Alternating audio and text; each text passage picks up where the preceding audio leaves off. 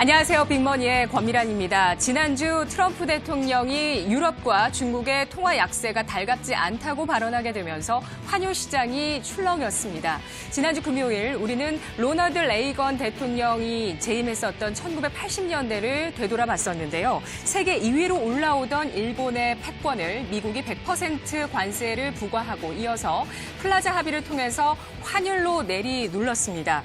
그 결과 1990년대 미국은 굳건한 G1의 위치를 자리하게 됐었고 팍스 아메리카나를 수호했죠. 그리고 일본은 잃어버린 20년을 맞이했습니다. 이번에도 마찬가지로 무역전쟁이 환율로 귀결될 것인가 여기에 많은 관심이 모아지고 있는데요. 역시 트럼프는 환율을 요구하고 나서고 있습니다. 무역전쟁으로 표출되고 있는 미국과 중국의 패권 다툼. 환율로 귀결될지 주목해서 살펴봐야 되겠습니다. 주식시장은 불확실성의 시기에 놓여 있습니다. 지난 상반기 코스피의 수익률은 마이너스 5.7%로 5년 만에 최저를 기록했는데요. 무역전쟁이 언제 어떻게 끝이 나게 될지 아직 아무도 예측하기 어려운 상황입니다. 그 가운데 확실한 모멘텀과 실적, 업황에 투자자들은 주목을 하고 있습니다. 오늘은 그와 관련돼 있는 통신과 통신장비 섹터를 짚어보도록 하겠습니다. 4차 산업혁명이 가지고 올 변화는 우리가 지금껏 경험했었던 변화 가운데 가장 큰 것이 될 것이라고 예측되고 있는데요. 이것이 가능하게 될 인프라가 바로 5G라는 통신망입니다. 5G는 세상 모든 것이 인터넷으로 연결되는 전 세계의 소프트웨어화가 이루어지게 하는 인프라 역할을 하게 될 텐데요. 초연결 시대, 자동차의 통신을 연결하게 되면 스마트카, 그리고 공장의 통신을 연결하게 되면 스마트 팩토리, 집에다가 통신을 연결하면 스마트홈, 그리고 헬스케어와 통신이 결합했을 때 스마트 헬스케어, 그리고 인프라와 결합을 하게 되면 스마트 인프라, 그리고 도시와 결합하면 스마트 시티가 완성됩니다. 이를 통해서 저비용, 고효율화 사회로 진입하는 것이 현재 전 세계의 목표라고 할 수 있겠는데요. 무역전쟁도 결국 이러한 4차 산업혁명 시대의 패권 다툼이고 이것이 결국에는 경쟁의 한 단면이고 큰 위기가 초래되지 않을 것이라면 우리가 가야 할 미래는 바로 이러한 모습, 4차 산업혁명일 겁니다.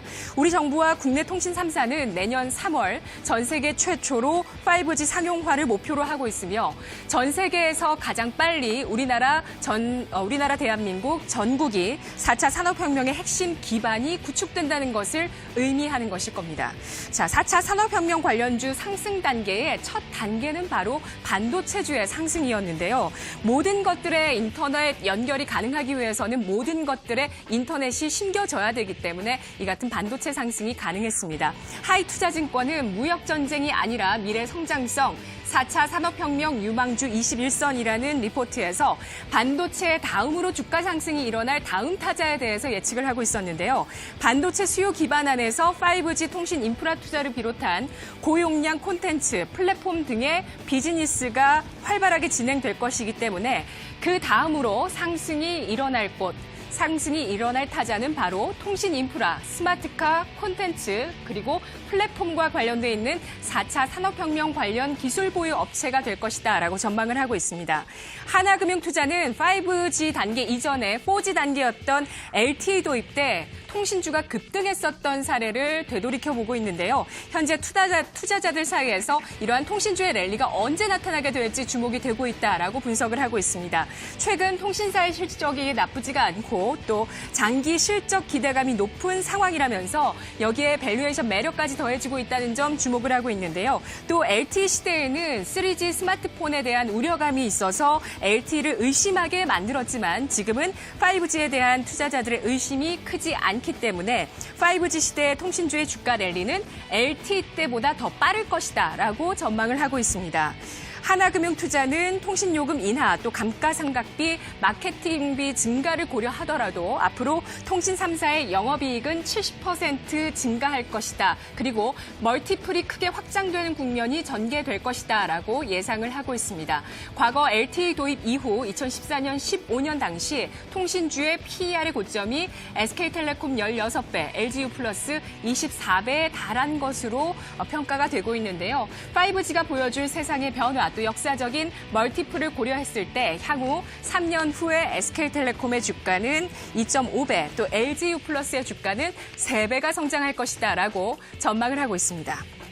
5G 시대에 새로 깔릴 통신장비 업체 선정 8월까지 모두 끝이 나게 되고요. 그리고 9월부터 본격적으로 상용망 구축에 나서게 될 전망입니다. 투자는 5년에서 6년에 나눠서 이루어질 것으로 예상이 되고 있고요. 기술에 따라서 또 시기에 따라서 이러한 투자 사이클을 고려해서 선별적으로 투자가 이루어져야 된다라고 증권가에서는 이야기하고 있고요. 통신 장비 쪽의 이 밸류체인에서는 스몰셀과 인빌딩 중계기가 주목을 받으면서 이와 관련한 종목으로 각 증권사에서는 RFHIC, 솔리드, 이노와이어리스, 유비쿼스 같은 종목들을 주목하고 있습니다. 특히 스몰셀 장비 분야 같은 경우는 수출과 내수가 동시에 성장하면서 2021년까지 모두 합해서 3조 4,900억 원대의 매출을 기록할 것으로 전망을 하고 있는데요. 5G 포럼의 자료에 따르면 스몰셀의 국내 기업들의 내수 장비 매출은 연평균 27.9%, 수출 규모는 연평균 40% 넘는 성장을 보일 것으로 전망을 하고 있습니다.